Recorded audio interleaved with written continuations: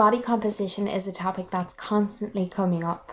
But when it comes to our overall body fat levels, 25 to 40% of our body fat levels are predetermined by our genes.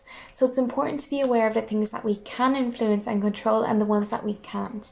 Now, obviously, our activity levels and our nutrition have big roles to play, as well as our sleep and our stress levels. So when we can target these environmental factors, again, that has a better outcome when it comes to optimizing our body composition, as opposed to relying on our overall genetics in itself. We have over 250 genes that determine our levels of body fatness. But as well as that, there's also bacteria within our gut that help to determine what way we'll respond to food and what way we will either store it as fat or use it as energy. So when we have an imbalance in our gut bacteria, it tends to feed out in our digestive processes, meaning that we have an increase in the amount of toxins and stress in our body, and again leading to more likelihood that we're going to be resistant to insulin and have to produce more to help our body absorb the glucose from our blood. So ideally we want to help regulate our blood sugar levels so that we can optimize our overall stress and cortisol levels within our body, and then optimize our overall gut bacteria. So when it comes to sleep, again, really important key factor. Activity levels again leads to an increase in BDNF, which is brain-derived neurotrophic factor, which helps with memory, but also with the diversity of our gut health. And then, like I say, eating the rainbow, getting in as much colours as you can through your diet is really, really beneficial. Now, sometimes people ask about intermittent fasting. Is it good? Is it bad? And it all depends on who you are, whether it fits in with your lifestyle, and whether it takes stress away from your life or adds it to it. For some people, it works really well because they can choose better meals in their eating window, and they're not stressed about getting in a meal late in the evening if they're coming in late from work.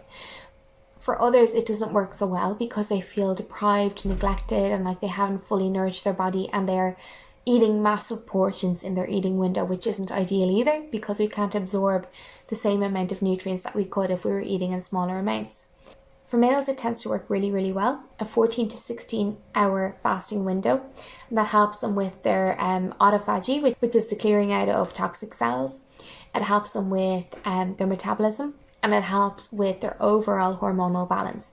Whereas for women, we're a lot more sensitive to starvation and kind of signals to our body that we're at a risk of not getting proper nutrition in because of our role in reproduction.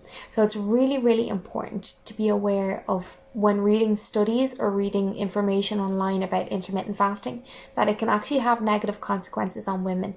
It can lead to an increase in stress hormones. It can lead to an increase in cortisol and adrenaline. It can also interfere with your sleep levels, the quality of your sleep, and also with your reproductive cycle. So really important to be aware of whether it fits for you or it doesn't. Are you somebody that it adds more stress to your life or it takes it away? It's important to be aware of those two things. But they're really big factors when it comes to seeing if intermittent fasting or IF actually works for you or it doesn't. Some people use it as a form of control. And again, when we feel like we need to control our diet through a protocol or a strategy, we're leading to a place of restriction. Now, when we're operating from a place of restriction, control, it's a good chance that that's actually showing up in another area of our lives that needs to be addressed, as opposed to our diet. So important to be aware of our motivation and the outcome and the goal that we're looking to get, and the potential friction that you might meet along the way. So it's important to be aware of when you are eating your food to first of all be present, but second of all to set up your environment for success. There's a model I love to use, and it's called the POSE model. So POSE. P standing for preference. When we are trying to optimize our body composition or lose weight, it's important to include foods in your diet from a perspective of preference. So when we're choosing foods, it's important that we like them, that they are, nutritious, and that they are our preferred choice.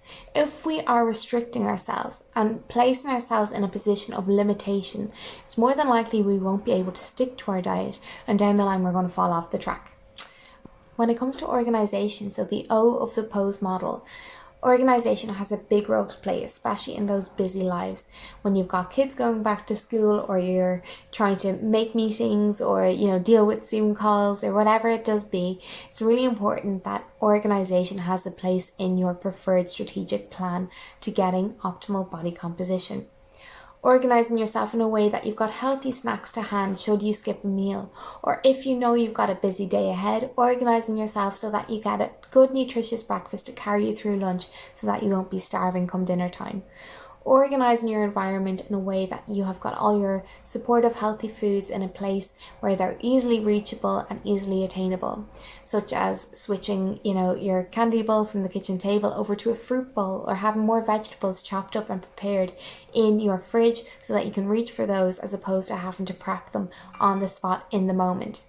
When it comes to S, so support in the pose model, support is so important as well. If you feel like you're going on this journey alone and you're not supported, or you're in conflict with those around you, it's more than likely that you're going to give in, or you're going to feel stressed or tense. And again, that leads to an increase in cortisol, an increase in insulin resistance, and more likely that you're going to not get the best results from your meal plan, or from your nutrition plan, or your overall lifestyle plan that you could potentially get if you felt supported and not in conflict with those around you.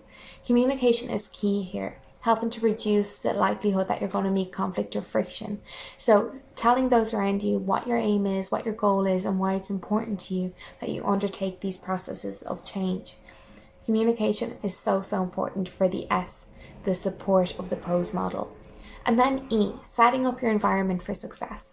Again, turning off the TV when you're eating your meals at the table. Again, having a glass of water to hand, your knife and your fork, and eating nice and slowly.